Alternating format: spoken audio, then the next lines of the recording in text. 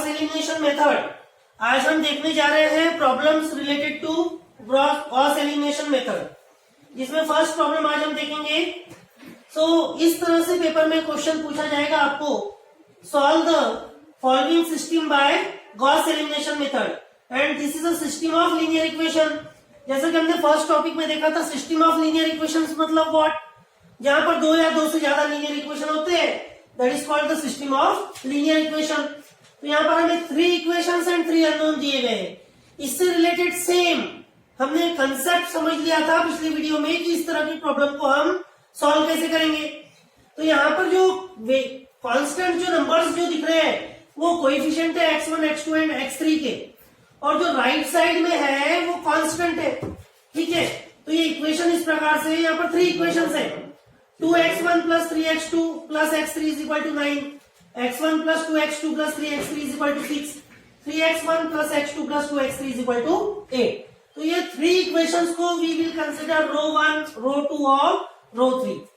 So we can write the given equation in matrix form as A of A by B is equal to, matrix form में इस तरह से लिखेंगे। इसके सिर्फ हमें क्या लेना है, कोएफिशिएंट्स लेना है। x1, x2, x3 की कोएफिशिएंट फर्स्ट रो में क्या है, 2, 3 एंड 1, कुछ नहीं है, x3 के साथ मतलब 1 है, और राइट हैंड साइड में कांस्टेंट वैल्यू क्या है, 9। तो हो जाएगी हमारी फर्स्ट रो मैट्रिक्स में। सेकेंड रो हो जाएगी 1, 2, 3 एंड 6, क्योंकि x1, x2, x3 की जो कोएफिशिएंट है वो 1, 2 एंड 3 है, तो कांस्टेंट वैल्यू है यहाँ पर 6, that is our second row. And third row हो जाएगी 3, 1, 2 एंड 8, इस तरह से। तो उसको हम ऐसे मैट्रिक्स फॉर्म में लिखेंगे, और उसके बाद हमें क्या करना होता है, forward elimination method, forward elimination phase होता है first. So use the following row transformation to make A21 and A31 0। हमें क्या करना है, A21 और A31 को 0 बनाना है। उसके लिए ये रो ट्रांसफॉर्मेशन करना है हमें, ये आपको लर्न कर लेना है, जो हमने पिछले वीडियो में मेथड में सीखा था। Row 2 is equal to row 1 multiplied by minus of A21 upon A11 plus R2। मतलब रो 1 को आपको किससे मल्टीप्लाई करना है, minus of A21 upon A11।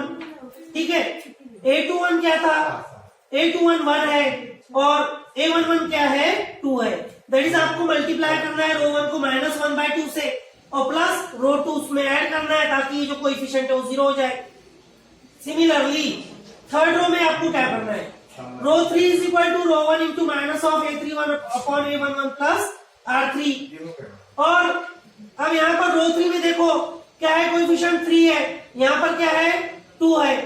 A31 3 है और A11 2 है, मतलब आपको किससे मल्टीप्लाई करना है, माइनस ऑफ 3/2, और उसमें आपको ऐड कर देना है रो 3 को।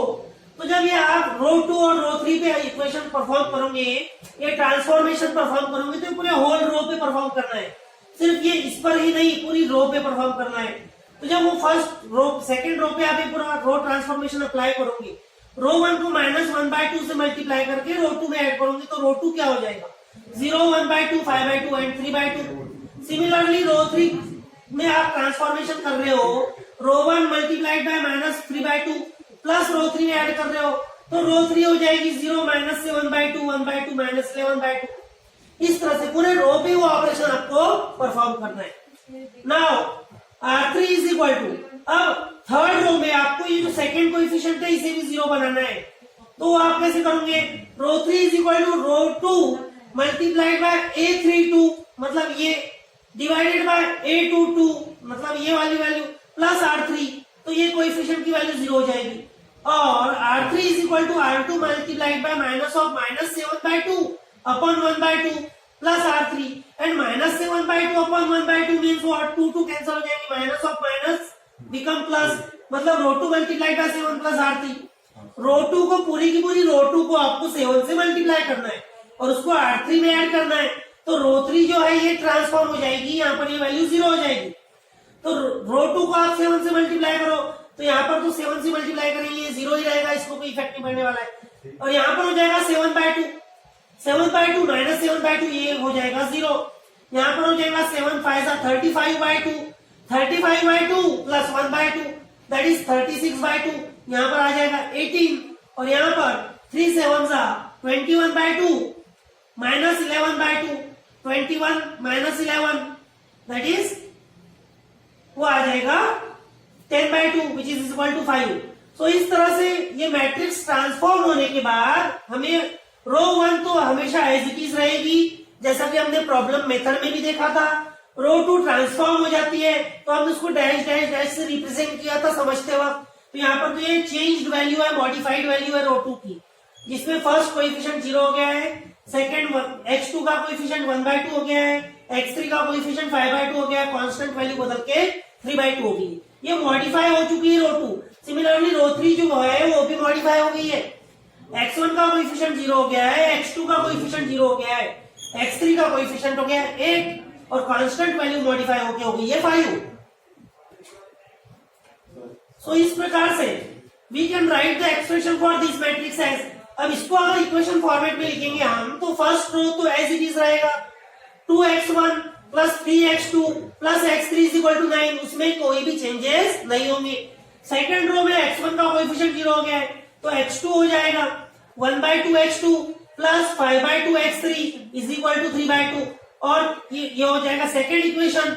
और थर्ड इक्वेशन हो जाएगा x1 का कोएफिशिएंट 0 हो गया है, x2 का कोएफिशिएंट 0 हो गया है, x3 का कोएफिशिएंट हो गया है 18, that is 18x3 is equal to 5। ठीक है, सो यहाँ पर इसे हम दे देंगे equation number 1, 2 and 3। So from third equation अब यहाँ पर फॉरवर्ड एलिमिनेशन फेज कंप्लीट हो चुका है। तो आपको यहाँ पर अपर ट्रायंगुलर इक्वेशन आपको दिख रहा है, अपर ट्रायंगुलर सिस्टम दिख रहा है। यहाँ पर थर्ड रो में सिर्फ सिंगल वैल्यू है, सेकेंड रो में 2 वैल्यूज है या 2 अननोन्स है और फर्स्ट इक्वेशन में या फर्स्ट रो में 3 अननोन्स है। ठीक है, तो अब बैक सब्स्टिट्यूशन फेज शुरू होता है। इसके बाद में पीछे से हमें सब्स्टिट्यूट करते आना है वैल्यू। तो थर्ड इक्वेशन से आपको x3 की वैल्यू मिल जाएगी 18x3 is equal to 5 means x3 is equal to क्या हो जाएगा 5/18। So now by using back substitution phase we get from equation 3 x3 is equal to 5/18। अब ये वैल्यू को आपको क्या करना है, इक्वेशन 2 में पुट करना है। तो इक्वेशन 2 क्या था 1/2 x2 प्लस x3 क्या था 5/18 हमारा आ गया है, 5/3 x3 था। सो 5/3 इंटू x3 की वैल्यू पुट कर देंगे 5/18 इज इक्वल टू 11/3 और इसे सॉल्व करने के बाद ये हो गया linear equation in single variable. We get x2 is equal to 29/18। अब x3 मिल गया है, x2 मिल गया है, ये वैल्यूज आप फर्स्ट इक्वेशन में पुट करोगे। So put the value of x3 and x2 in 1 and we get 2x1 plus 3 time 29/18 plus 5/18 is equal to 9 और इसे सॉल्व करने के बाद आपको मिल जाएगा x1 इज इक्वल टू 35/18। इस तरह से बैक सब्स्टिट्यूशन फेज में हमें x3, x2 और x1 ऐसे रिवर्स में तीनों की वैल्यूज मिल जाएगी। इस प्रकार से आपको ये समझ में आया होगा टॉपिक। कोई डाउट है तो हम वो लेक्चर के दौरान क्लियर करेंगे और इसी पर बेस्ड आपको एक असाइनमेंट दिया है, नोट डाउन करना है। Solve the following system by Gauss elimination method. यहाँ पर भी सेम 3 अननोन्स है और 3 इक्वेशन है। प्रीवियस वाला जो प्रॉब्लम अभी हमने देखा उसमें हमने अननोन की वैल्यूज x1, x2, x3 लिया था। यहाँ पर जो वैल्यूज है अननोन की वो x, y और z है, उससे कोई भी इफेक्ट नहीं पड़ने वाला है। हमारा सेम वही सिस्टम हमें फॉलो करना है और वही मेथड को फॉलो करके इस प्रॉब्लम को सॉल्व करना है। सबसे पहले आपको क्या करना है, इस प्रॉब्लम में गिवन सिस्टम ऑफ इक्वेशन को आपको मैट्रिक्स फॉर्म में लिखना है। तो आपको इनके कोएफिशिएंट देखना है। तो मैट्रिक्स फॉर्म में इस तरह से आ जाएंगी। फर्स्ट रो यहाँ पर कुछ नहीं है, x के साथ में मतलब 1 है, तो 1, 2, 3, 10 ये हो जाएगी फर्स्ट रो। सेकेंड रो हो जाएगी 1, 3, -2 एंड 7। थर्ड रो हो जाएगी 2, -1, 1 एंड 5।